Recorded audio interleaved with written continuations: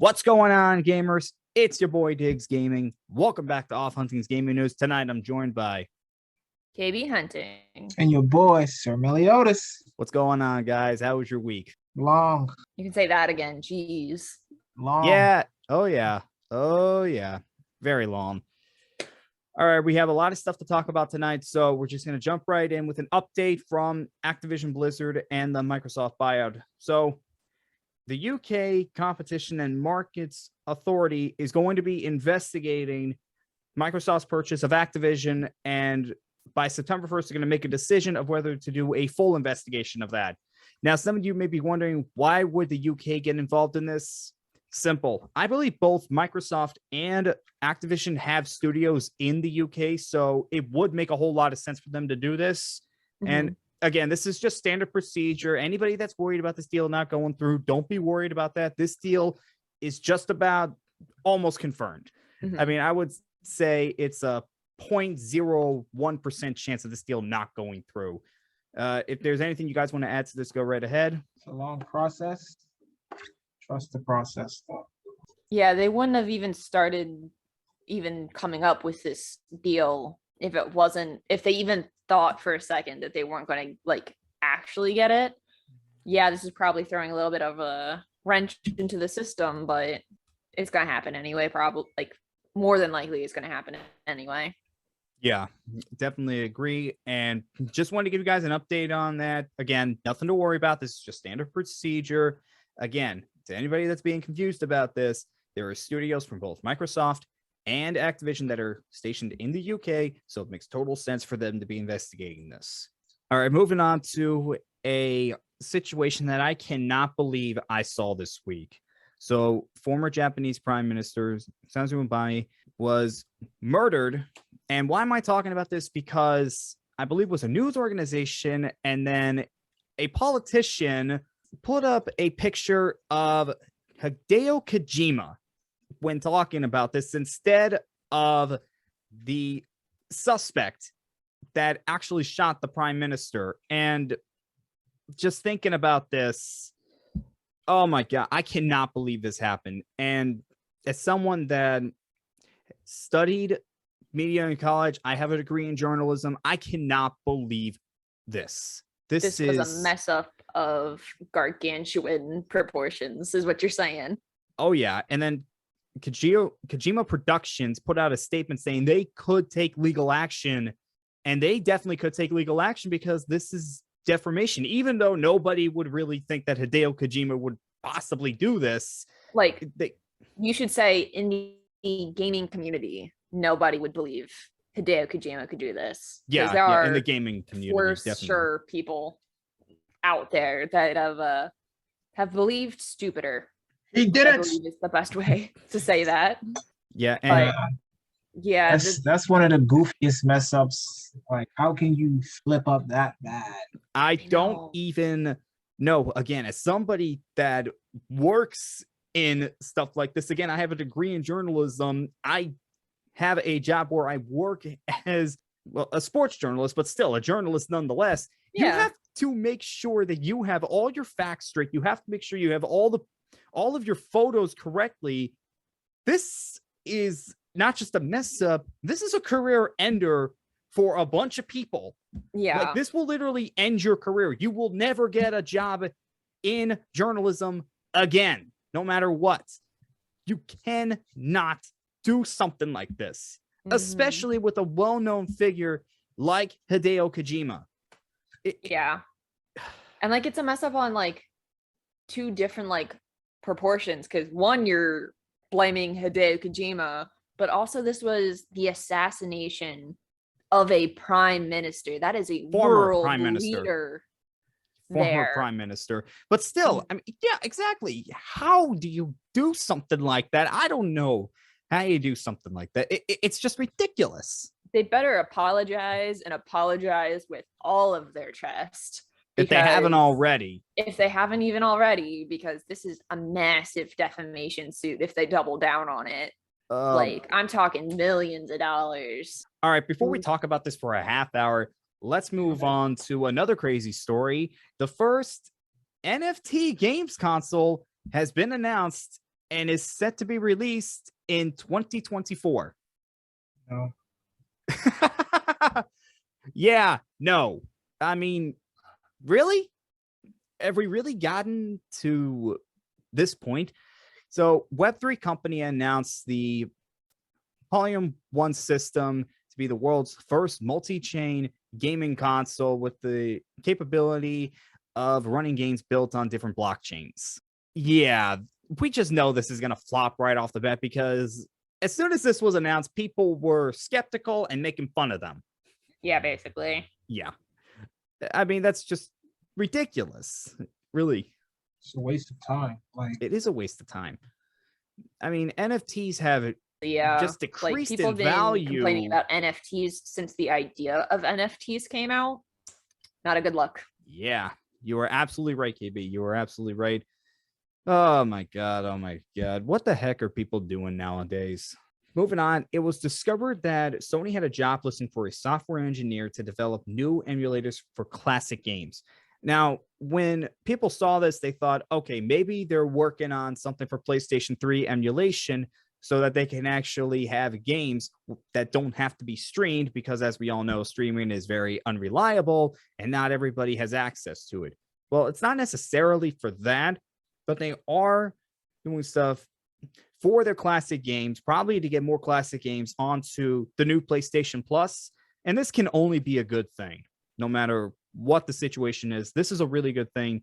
And it really does show that Sony is not just forgetting about their old games and their old IPs. smart move. Intelligent move, actually. Saves a lot of money once they get it down packed to where they can just throw their games right on there. Streaming sucks. Yeah. Doesn't matter what it is. If they're doing that. We have heard Yeah. reports that they are trying to figure that out.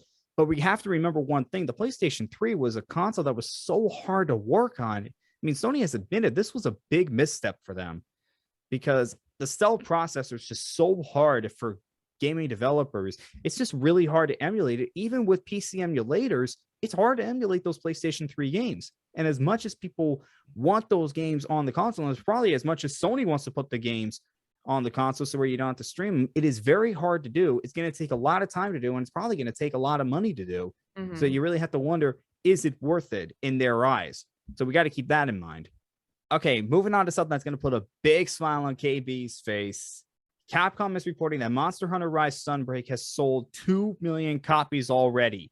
Whoop, It's whoop. only been out for a week. It's basically a whole brand new game. Yeah. Like that's the amount of content that they've packed in here. I've already beaten like the game already. I beat it last night. I'm not Credits roll and shocked. I'm everything. not shocked. I mean, we all know how much you love the Monster Hunter series. And Yeah. I mean, this probably doesn't shock you one bit. Mm-mm.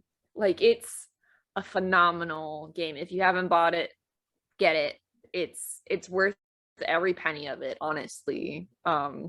The monsters are even better. The amount of monster skeletons in there, so you get like a very wide variety of hunting experiences. The new Bloodlight is amazing. The new skills on the armor sets are absolutely incredible. The sound design, just the music that they have put into this game is, I had shivers. No joke. I had shivers in the very final boss, like especially like Malzeno too. Like his music goes like hard for no reason other than like he's a big badass vampire dragon, and like the organ and the opera and like big Phantom of the Opera vibes, but like kind of rock. It's fantastic. Buy the game. I don't care if you want to play it or not. Buy it. You heard it from KV yourself. All right, moving on. We got reports that Rockstar apparently canceled remasters of both Red Dead Redemption, the first one, and GTA 4 after problems that they had with the GTA trilogy and to focus on GTA 6.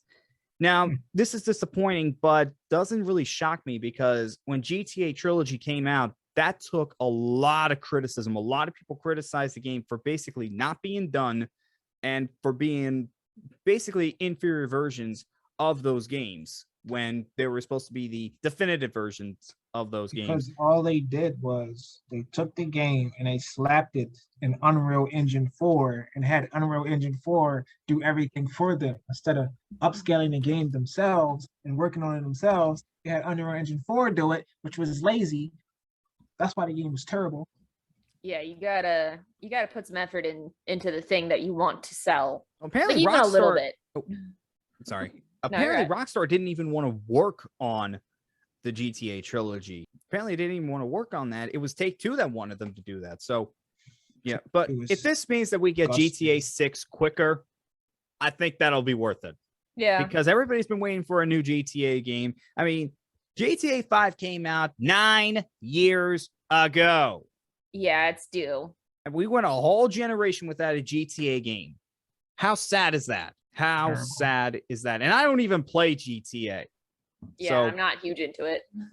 but we understand how big the game is, and we Yeah. understand the passionate fans that it has, and for good reason too. They're quality games. I mean, I like watching other people play it, like Doug. His challenge videos are amazing. I'll be honest. I don't know how that man has the patience, honestly. Yeah, GTA is insane. So while it's disappointing that apparently the remasters were canceled, they could go back to them at some point, but right now they're just focusing on GTA 6, and that's just good to hear. That is good to hear. All right, moving on to Ubisoft. Ubisoft announced Ubisoft Forward for September 10th. So that's where they're going to announce probably some new games. And that could be when they announce the future of Assassin's Creed, because they said they're going to announce that it's September. So we could see big things coming from Ubisoft then. And I really would like to see what the future of Assassin's Creed holds. I mean, a lot of people are speculating. Some people are thinking maybe it's going to go to the live service route, which, God, I hope that doesn't happen. Mm. Mm-mm. Mm-mm. Also, Ubisoft showed off gameplay of Skull and Bones, a game that has been in development hell for the longest time. We finally got gameplay of it, along with a release date of November 8th. Now, I'm Nice. going to get into why that's a problem later on, Mm. but in terms of the gameplay itself, it's nothing really spectacular. I mean, yeah, it's a pirate-themed game, but The problem with that is they took what was semi-good, and I can tell you that by far, AC3 to AC4 are the best Assassin's Creed games ever made. I don't care what anyone says. So they took that gimmick from AC3 and AC4, and they said, let's make our own standalone multiplayer game against that, which is not bad, but the whole ship battle thing was not that fun. So I don't understand why they would do that. It was, I don't know, maybe it took them so long because they probably in the process of making it, they realized how stupid it was and how of less that anyone wanted this. So they're like, let's see. And then okay, let's go back to the drawing board. And then it took them how many years to finally put this game out? Everyone and their mom forgot about it. No one's gonna play it. I'm sorry.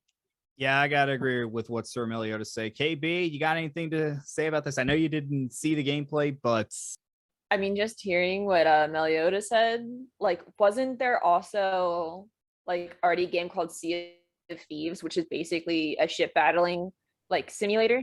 that's a good point. Sea of Thieves by Rare, but that's only on Xbox, so I guess you can get away with that a little I bit. mean, that one you can get away with that one because that was more like cartoony. So it's Yeah, like, that's true. It's making fun of like the whole pirate aspect of the game. So Yeah. Yeah. Okay, and why I was talking about November 8th is a problem, it's because of one game in particular. Yeah. God of War Ragnarok. We finally got the release date of that. You hear that, people? Be patient. Less than a week after we were supposed to get it, we got the release date from a new cinematic trailer with Kratos and his son, and it's coming out November 9th. Yeah, a day after Skull and Bones come out, which, yeah, I'm thinking Skull and Bones is probably going to get delayed. Yeah. Just so that they don't have to compete with God of War Ragnarok, because you'd be insane to do that.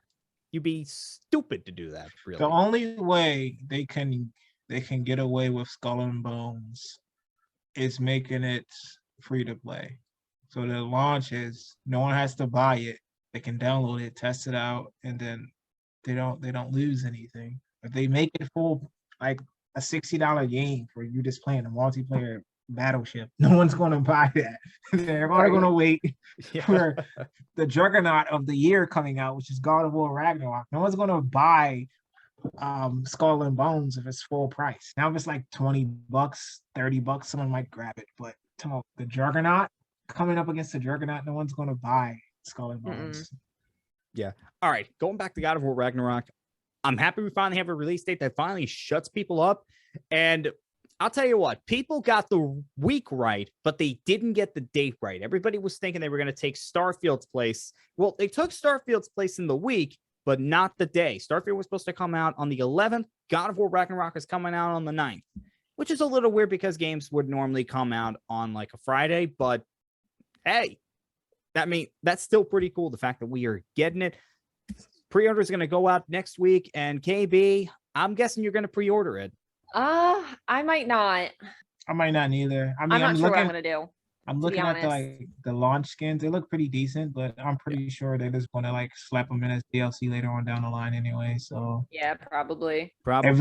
If all you're getting is like, I mean, the skins look tough, but if all you're getting is just skins, I'll just wait for the game to come and buy it then. And I'll tell you what, I will have KB talk about the special editions of the game. So KB, go right ahead. They're right in your face. So with just the launch edition, or is this the pre-down? Sorry. This is the launch edition that I'm showing you right now. Sorry. Okay. So with the launch edition, you're just getting the Kratos Risen Snow Armor and the Atreus Risen Snow Tunic. It's just cosmetic. They do look really cool, but... Yeah, they do. And that might also show because people were thinking you might be able to play as Atreus, but that might not be the case. He might not be a playable character. Yeah, that'd be stupid. Like if I'm thinking of like how they're going to do it, I don't think he's going to be fully playable. I think you're going to get like sections of the game where you can play as him instead, kind of like in The Witcher 3 with Ciri. Yeah, because it kind of led up at the end of the game that he was leading to be like the whole special thing that binded the game together at the end. So like my theory is you're going to start with Kratos and Atreus, and it's going to pepper in. You're gradually going to play as Atreus for longer and longer chunks of time until the end of the game. You're going to be like, okay, Kratos is gone. You're going to be Atreus moving forward in the next game. That's my theory. I'm sticking to it. Okay. So that was a launch edition. The next one that KB is going to talk about is the digital deluxe edition. All right. So you get some more goodies. You're getting some handles for your Chaos Blades and your Leviathan Axe. You're also going to get some more armor for Kratos and Atreus. Again, just for Atreus, it's cosmetic apparently. And you're also going to get the digital art book. And also with that, you get the full game on PlayStation 4 and PlayStation 5 avatar set, a PlayStation theme, and the official God of War Ragnarok digital soundtrack. Up next is the 4 theme. That sucks. Up next is the collector's edition. How much is that? They have not announced prices yet. That's it's a good question. Sell out so quick. I'm gonna be so pissed. I need that. I was about to say, you're getting the Mjolnir replica, the Knowledge Keeper Shrine, a steel book display case. No game disc included in that. You're getting the Vanner Twin carvings, Dwarven dice set, all of the armor, the cosmetic armor, and the axe grips and things, as well as everything previously mentioned. Yeah, and this is what's interesting: the fact that you get the steelbook, but not the game disc itself. And this is probably why, because I mean, PlayStation put out a digital console, and a lot of people bought that. I think that sold out before the disc version, so it would make a whole lot of sense because if you would just include the steelbook with the physical version, I mean, you would have people that just basically couldn't play the game because all they have is the digital. Yeah, well, to be fair, a lot of people don't buy physical anymore anyway. So yeah, that's I think they just want the steel book just to have it, which is dope. You could also just have a digital code with the game disc. Yeah, that's a good point too. anyway. Like it's not. I feel like that's not a huge like deal. No. You know, the dice set I think is my favorite part of this set, but that's only because I'm a dice goblin. Like I'll fully admit that I have about 14 sets of dice already. So and more coming probably. And this is the last special edition that KB is going to talk about. Go right ahead. All right. So along with everything that we've already talked about, you're also getting a vinyl record with music by Bear McCreary and the Falcon, Bear, and Wolf pin set, as well as I apologize already if I pronounce this terribly wrong, but the legendary Drupnir ring and Brock's dice set. Oh, and a cloth map. And the cloth map. And I got to say, the pin set is probably my favorite of anything in any of the editions. So I'll tell you what Meliodas said is completely true. This is going to sell out right away. And again, we don't know any prices yet. That's probably going to be announced when the pre-orders go live. But yeah, this is probably going to sell out within the hour. Let's be honest. If it's anything like the Evil Dead collection, I remember I bought the Evil Dead collection. It was $129.99 for like the collector's edition.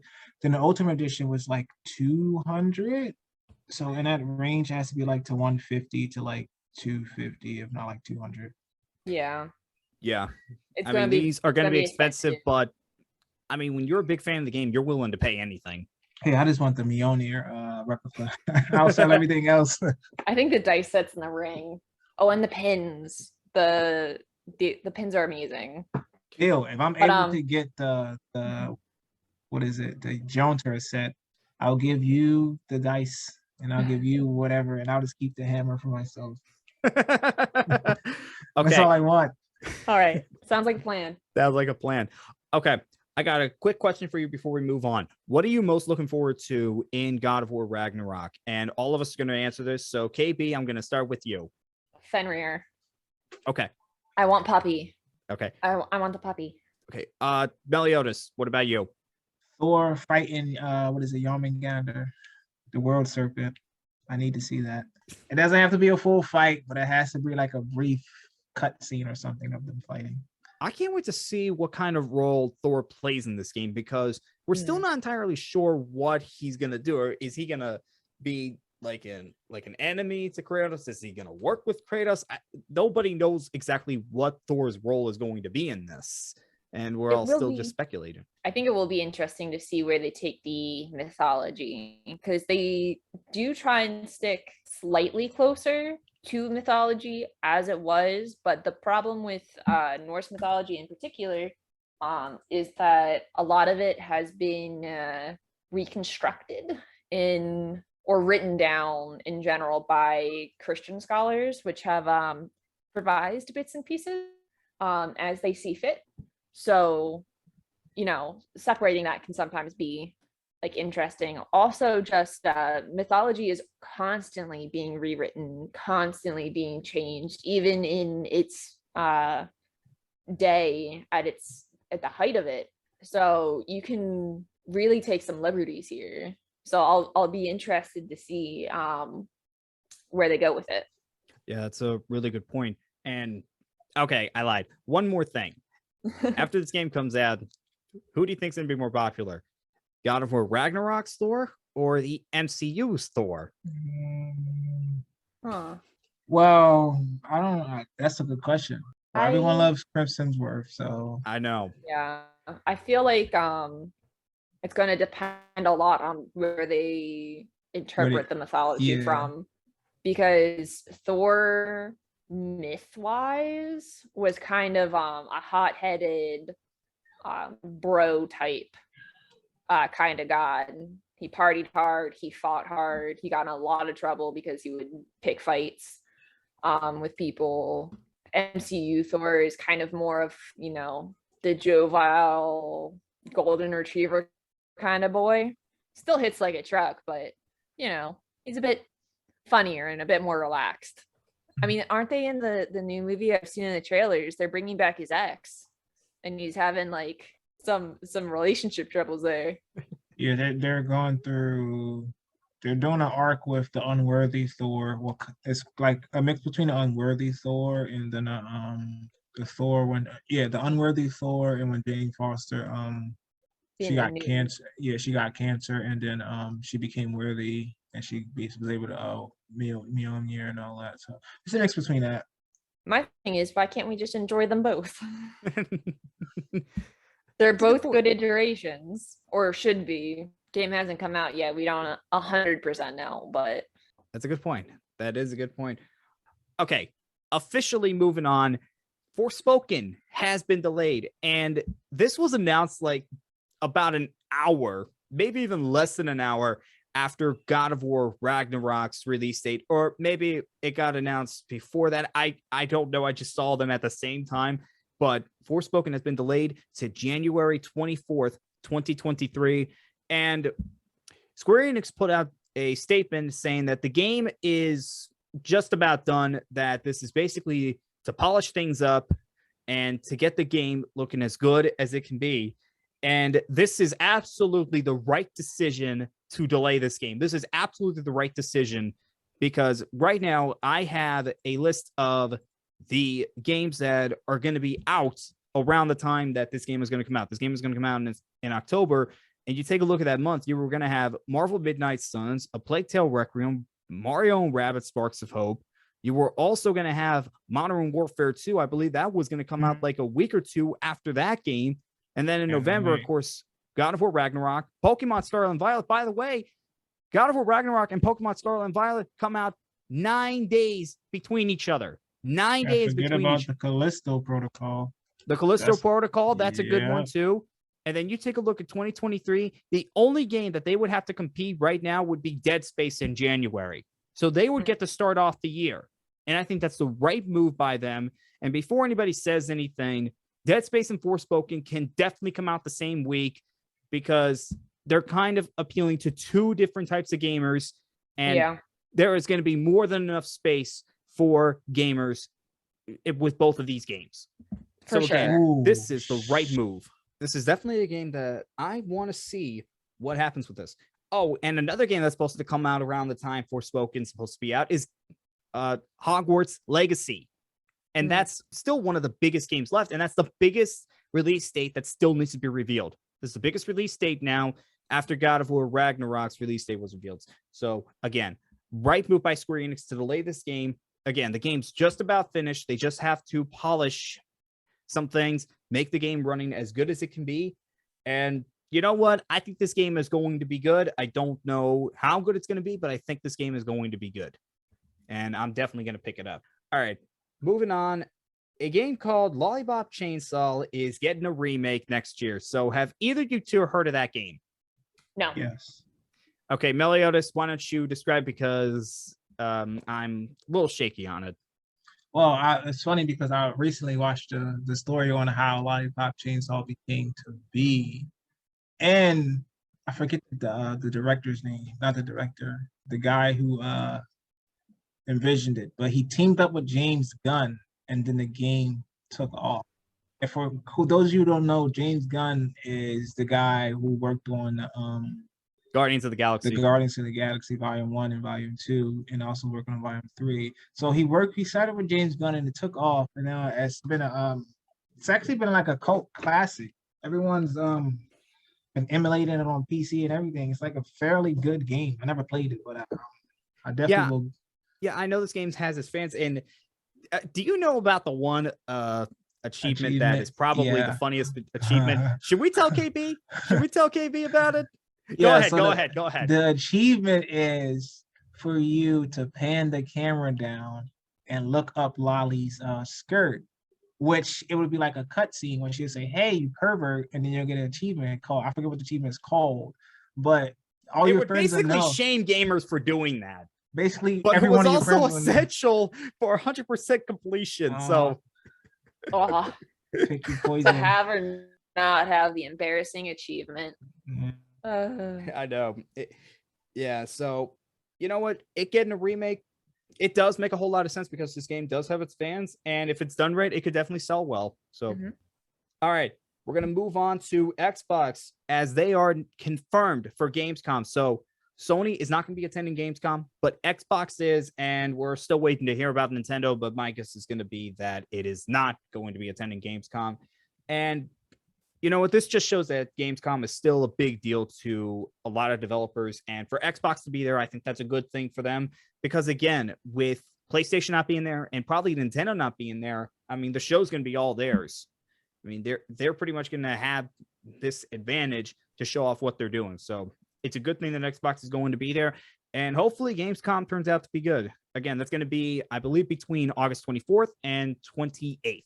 All right.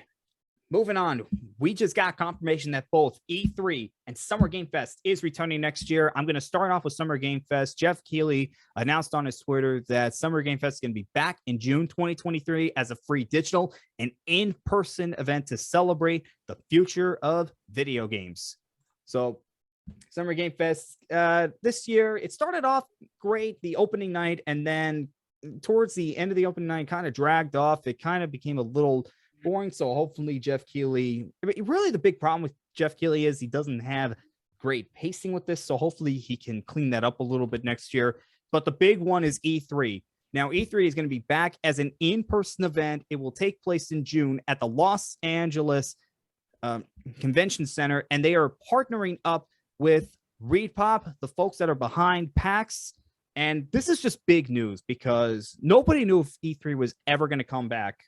And again, this is probably a case where E3 is never going to be what it was before, but for us to lose E3, that would have been a big disappointment because, I mean, a lot of gamers' dreams is to go to E3 and to check out what they're showing off. So this is good things to hear, and we'll see what E3 is next year. We'll see what they're going to do.